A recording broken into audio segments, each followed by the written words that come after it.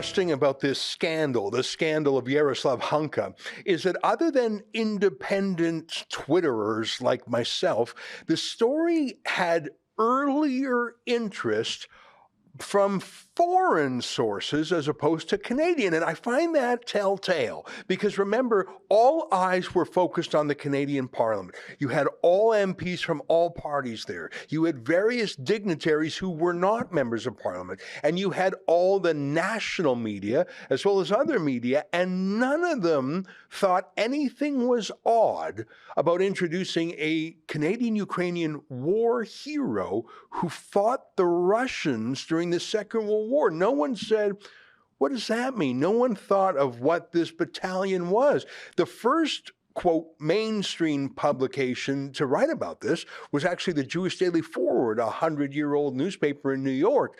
They wrote about this before any Canadian medium did. And even today, I feel like the regime media in Canada are too busy making excuses and trying to heap all the blame on the scapegoat, the Speaker of the House, Rota, and giving an easy buy to Chrystia Freeland and Justin Trudeau. Well, one former Canadian, now based in the US of A, who has done yeoman's work on this, and I think who has put to shame most Canadian journalists, is our friend David Freiheit, who goes by the name Viva Frei online. And we've caught him in California today, where he is to take in the Republican debate tomorrow.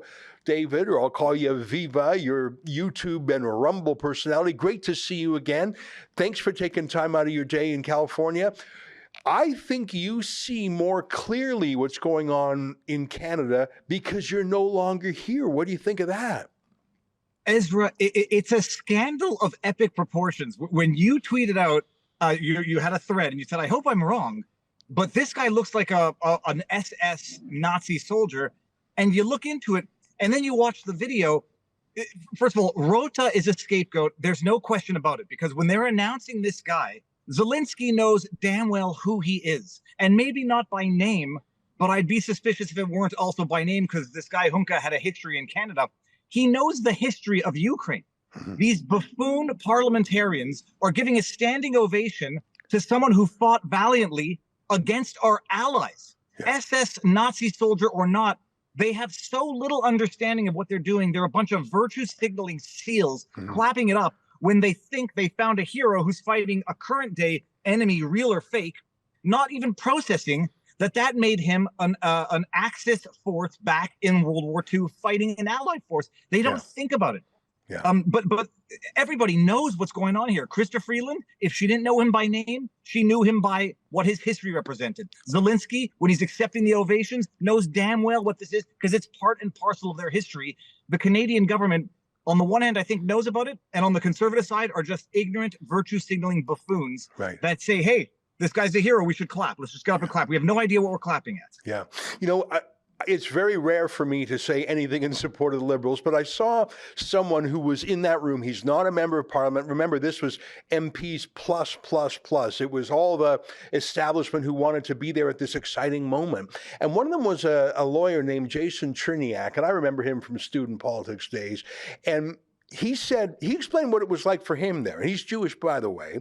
And he said, it happened so quickly. He didn't know this guy would be introduced. He was introduced in that strange, halting way.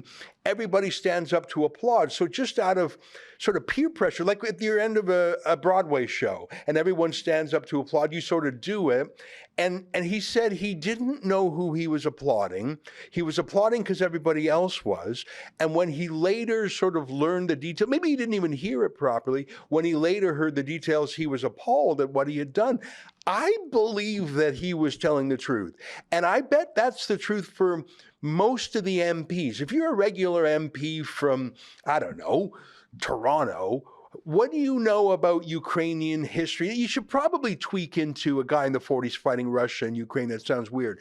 But you cannot give that same pass to Chrystia Freeland, whose own grandpa was a Nazi activist. You can't give that same pass to Zelensky, who deals with fascists in his own country and tries to have some sort of a détente with them.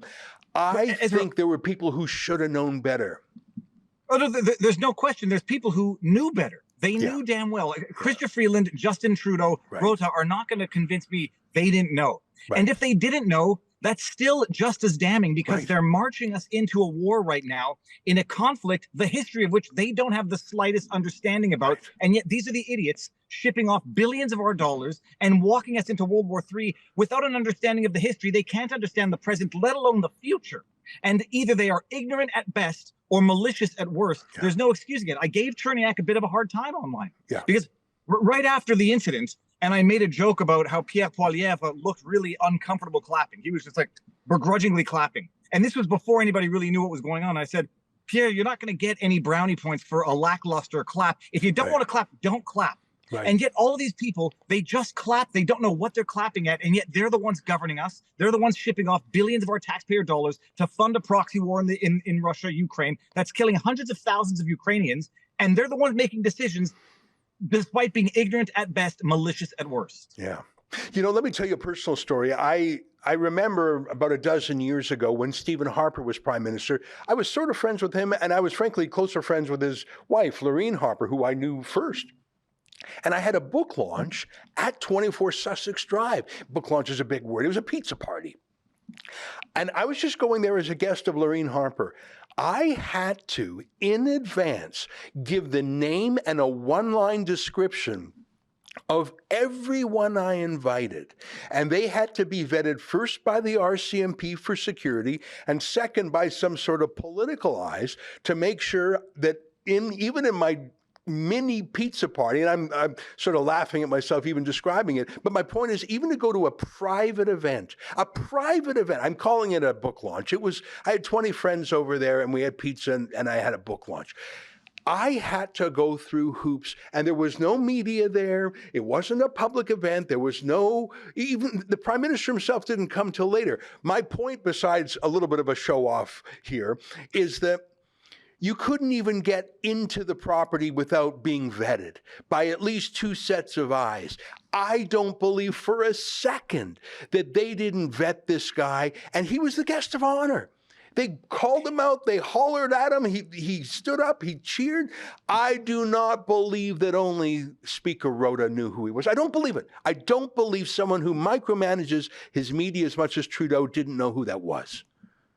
Ezra, you don't believe it because you weren't born yesterday. And the only people who purport to want to believe it are they're dishonest, because it's laughable on its face that Trudeau doesn't know who he is, that Chrystia Freeland, with her history, her ancestry, doesn't know, if not who he was by name, who he was by battalion. Zelensky bloody well knows. While he's doing his rounds with his hands out asking for billions of our dollars so they can finance every aspect of their government, he's literally, knowingly accepting a standing ovation for an SS Nazi soldier.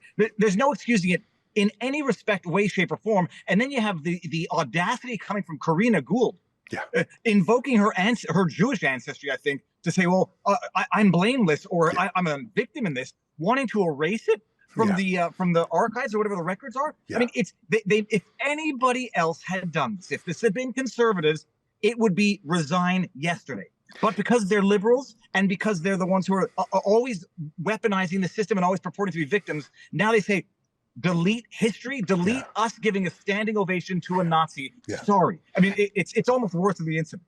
Oh, yeah. And Karina Gould saying, hey, everybody, don't politicize. She used her sad voice. Don't politicize this. This is a bad thing. We can't politicize it now. And the fact that she wanted to have it deleted, I don't know if you remember the book 1984. What was the job of the hero in the book, Winston Smith? He would go to work at the Ministry of Truth, and his job was to delete, or in those days, cut out newspaper articles and glue in a new version of history to change what had happened. Karina Gould literally lived the Orwellian story of wanting to revise history. I made the joke, it's a digital book burning, and I said to Karina in a tweet, you know who else was engaged in book burnings? But it's don't politicize it. There was one Nazi flag, one swastika at the entire Ottawa protest, origin unknown, intent unknown, and they weaponized that, politicized that to write off the entire protest as Nazi extremists, right-wingers, misogynists, xenophobes, transphobes, everything. It's not that they don't have standards. They are lawless in their application of rules, and I will for the rest of my life, hold them to their own standards. I'm never going to let them forget about this. Yeah. This needs to be an international scandal, Yeah. and it needs to highlight the fact that our governments are funding a regime that has a Nazi problem, current and past. And if they don't know it, Justin Trudeau just let the cat out of the bag by making it an international incident.